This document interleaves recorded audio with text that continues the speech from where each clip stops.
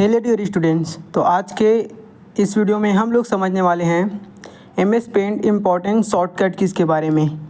तो ये बहुत ही इम्पॉर्टेंट वीडियो होने वाला है। सभी शॉर्टकट की के बारे में हम लोग समझने वाले हैं जो एमएस पेंट में यूज़ होता है। ऐसा नहीं कि एमएस पेंट में ही यूज़ होगा, ये आपके बाकी सभी सॉफ्टवेयर में काम करेगा। चाहे आप एक्सेल का यूज़ कर रहे हो, चाहे आप एमएस वर्ड का यूज़ कर रहे हो, चाहे आप एमएस पावर पॉइंट का यूज़ कर रहे हो, चाहे और किसी सॉफ्टवेयर में काम कर रहे हो। तो ये एकदम बेसिक शॉर्टकट की है, एमएस पेंट से भी रिलेटेड है और अदर सॉफ्टवेयर से भी रिलेटेड है। तो सभी शॉर्टकट की को हम लोग बहुत ही आसान भाषा में समझने वाले हैं। तो आपको प्रॉपर तरीके से वीडियो को अच्छा से देखना है और इसका नोट्स आप लोगों को मिल जाएगा डिस्क्रिप्शन बॉक्स में। और इसको मैं पीडीएफ पासवर्ड से रिलेटेड है, पासवर्ड लगा रहेगा। तो इसी वीडियो में पासवर्ड आपको कहीं पर दिखाई देगा। तो इस वीडियो को अच्छा से समझना है। तो चलिए इस वीडियो को स्टार्ट करते हैं। तो सबसे पहले हम लोगों को समझना है कंट्रोल एन से। कंट्रोल एन से क्या होता है? कंट्रोल एन का मतलब होता है न्यू फाइल। जैसे यहाँ पे हमने बना लिया कुछ ड्राइंग और उसी फाइल को अगर न्यू लेना रहेगा तो कहाँ पे क्लिक करेंगे? यहाँ पे जैसे हमारे एमएस पेंट नाम से एक फ़ाइल बना हुआ है, उसी न्यू फाइल देख सकते हो यहाँ पे। अगर यहाँ पे हम लोगों को न्यू फाइल लेना है तो क्या करेंगे? फाइल पे जाते हैं, न्यू पे क्लिक करते हैं। तो उसी को वहाँ पे ना जाके क्या कर सकते हैं? कंट्रोल और एन बटन दबाएंगे। कीबोर्ड से कंट्रोल बटन को पहले होल्ड करके रखेंगे, कंट्रोल बटन को, उसके बाद एन बटन दबाएंगे। तो जैसे एन करेंगे इस तरीके से हमारा ऑप्शन आएगा। डोंट सेव पे क्लिक कर दिए तो हमारा देख सकते हैं यहाँ पे क्या हो गया? न्यू पेज, एक न्यू फाइल हमारा खुल के ओपन हो गया, ब्लैंक पेज है। इस तरीके से हम लोग इसमें ड्राइंग बना सकते हैं। तो कंट्रोल एन से आपका क्या हो गया? New file. कंट्रोल एन से मतलब न्यू फाइल लेना कुछ ड्राइंग करने के लिए। तो हम लोग फाइल पे आते हैं, रिसेंट फाइल पे हमारा जो फाइल है पहले वाला फाइल, रिसेंट फाइल में आप लोग जो लोग काम किए रहे वो आपको फाइल मिल जाएगा। रिसेंट में जो काम किए रहोगे, मैं इसको फिर से ओपन कर लेता हूँ। ये वाले फाइल को डोंट सेव कर दिया। फिर ये मेरा पुराना वाला फाइल होगा जो कि मैंने एमएस पेंट के नाम से इसको सेव करके रखा है। तो कंट्रोल एन से आप लोग समझ गए होंगे। कंट्रोल एन से क्या होता है? हमारा न्यू फाइल ओपन हो जाता है। न्यू फाइल मतलब न्यू पेज लेना, न्यू फाइल लेना मतलब ड्राइंग करने के लिए एक नया फाइल लेना। तो अब हम लोग समझते हैं कंट्रोल ओ। कंट्रोल ओ का मतलब क्या होता है? ओपन एग्जिस्टिंग पिक्चर, मतलब कि ओपन फाइल करना, मतलब किसी दूसरे एमएस पेंट के फाइल को क्या करना? ओपन करना। जैसे पहले से कोई आप लोगों ने पिक्चर बना के रखा है, उस फाइल को अगर ओपन करना है तो क्या प्रेस करेंगे? कंट्रोल और ओ बटन को प्रेस करेंगे। मतलब पुराने हुए तो सबसे पहले यहाँ से फाइल पे जाते हैं, कंट्रोल ओ पे प्रेस कर सकते हैं, या आप लोग कंट्रोल बटन दबाओगे ओ बटन को प्रेस करोगे तो इस तरीके से आपका ऑप्शन खुल जाएगा। और जिस फाइल पे ओपन करना है उस फाइल को क्या कर लेना है? आपको ओपन कर लेना। जैसे मैंने इस गौरव स्टूडियो ने बनाया है, इस फाइल को मैं ओपन किया, सेलेक्ट किया, फिर यहाँ से ओपन पे क्लिक किया। तो देख सकते हो यहाँ पे मेरा यहाँ से इसको डोंट सेव कर दूँगा। ये वाला मेरा डोंट सेव होकर हमारा ये फ्लैग हो गया जो कि गौरव स्टूडेंट ने बनाया था। तो ये हमारा फाइल ओपन हो गया। तो इस तरीके से हम लोग कंट्रोल ओ के जरिए कोई सा भी फाइल को आसानी से एक्सेस कर सकते हैं। यहाँ से उस फाइल को एडिट कर सकते हैं, कुछ इसमें सुधार कर सकते हैं, कुछ लिखना रहे तो लिख सकते हैं। तो कंट्रोल ओ से आप क्या करना? किसी अदर फाइल को ओपन करना। फिर से हम लोग रिसेंट फाइल में जाके अपना मेन फाइल ओपन कर लेते हैं जो हम लोग समझ रहे हैं। तो कंट्रोल ओ से समझ गए आप लोग, ओपन करना किसी अदर फाइल को। कंट्रोल एन से आपको न्यू फाइल है, कंट्रोल ओ से आपका किसी अदर फाइल को क्या करना? ओपन करना। सेव, कंट्रोल एस का मतलब सेव पिक्चर, मतलब कि किसी भी फाइल को सेव करना। जैसे हम लोग यहाँ पे बनाए हैं एमएस पेंट नाम से, इस नाम को हम लोग क्या कर रखे हैं? इस फाइल को पहले से सेव करके रखें एमएस पेंट के नाम से, आप लोग देख सकते हो। तो किसी भी अदर फाइल को क्या करना? सेव करना। किसके जरिए? कंट्रोल एस बटन के जरिए किसी भी अदर फाइल को सेव किया जाता है। कंट्रोल एस बटन भी दबा दोगे तो सेव हो जाएगा, वहाँ सेव पे क्लिक कर सकते हो। कंट्रोल बटन को प्रेस करना है और सेव ऑप्शन को, क्योंकि हमने इसको ऑलरेडी सेव करके रखा है तो सेव हमारा नहीं होगा। तो आप लोगों को बताते हैं सेव ऑप्शन का, सेव अस ऑप्शन का यूज़ करके इसको कैसे सेव कर सकते हैं।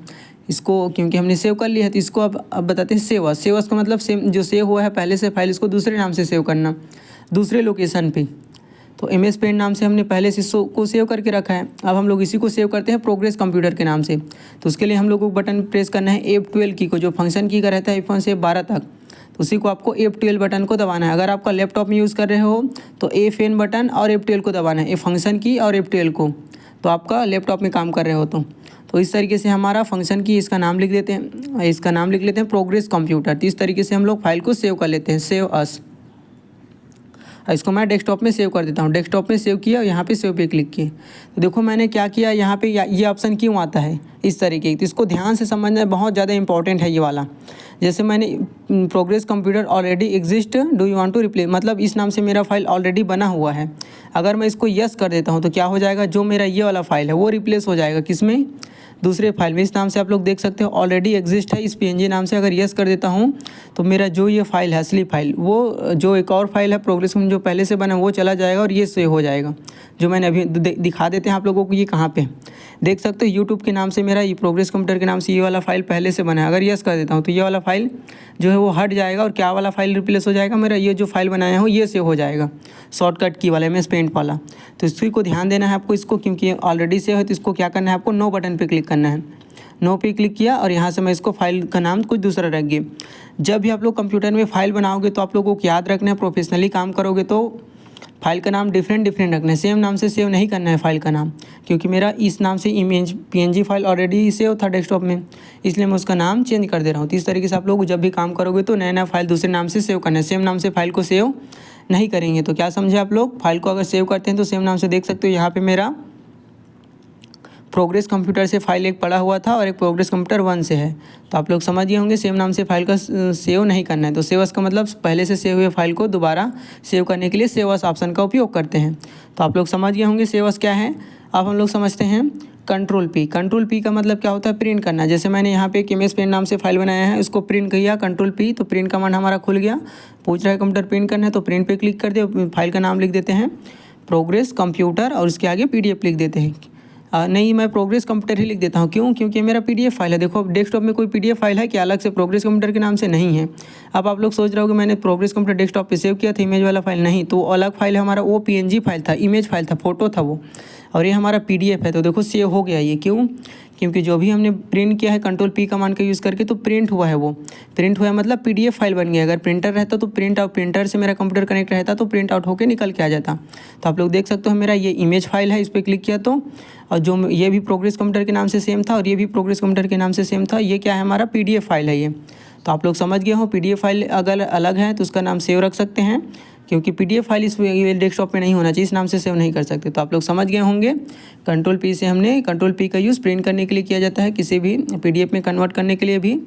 और Alt F4 का यूज़ होता है क्लोज पेंट, मतलब किसी भी अगर प्रोग्राम को क्लोज़ करना है, चाहे आप MS वर्ड में काम कर रहे हो, एक्सेल में काम कर रहे हो, पेंट में काम कर रहे हो, अगर क्लोज़ करना है तो Alt और F4 करेंगे तो इस तरीके से ऑप्शन आएगा। क्या इसको Alt F4 का बटन प्रेस किया मैं तो मुझे सेव करना रहेगा, सो डोंट सेव करना है, तो डोंट सेव किया तो क्लोज हो गया। इस तरीके से ऑप्शन आता है Alt F4 बटन से। अगर यहाँ पे Alt F4 करेंगे तो शट डाउन वाला ऑप्शन आ जाएगा डेस्कटॉप में करेंगे तो। अगर वहाँ पे कोई प्रोग्राम ओपन रहेगा, कोई विंडो ओपन रहेगा, वहाँ पे अगर Alt F4 करते हैं तो हमारा विंडो क्लोज हो जाएगा, क्लोज वाला विंडो आएगा। तो Alt F4 का 2 यूज़ है, आप लोगों को ध्यान रखना है।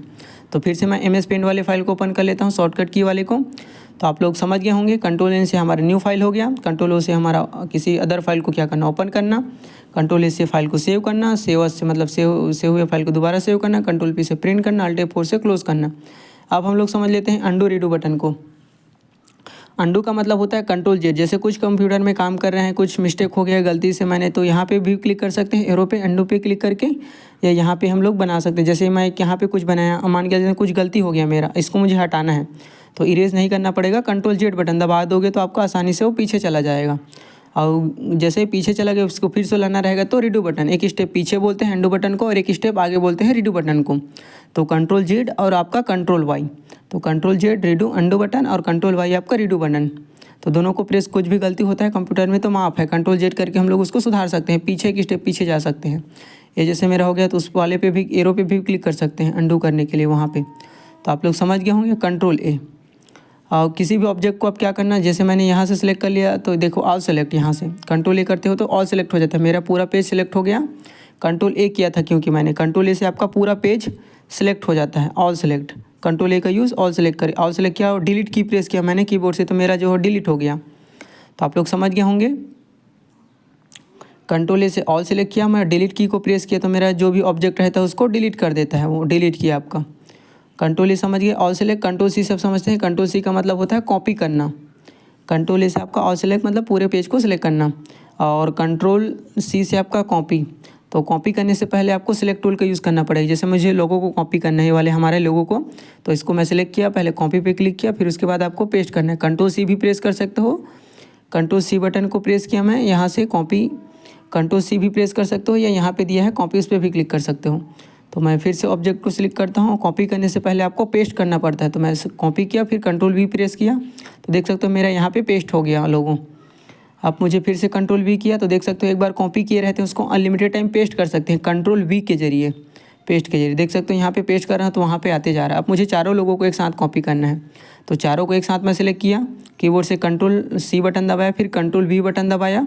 देख सकते हो कंट्रोल वी जैसे ही प्रेस किया, सी करने के बाद तो हमारा लोगो आ गया एक साथ में।